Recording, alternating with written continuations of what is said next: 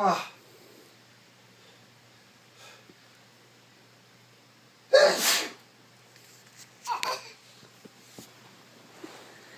Well, that was Mike's 11th sneeze in a row, and Griffin thinks it's hilarious.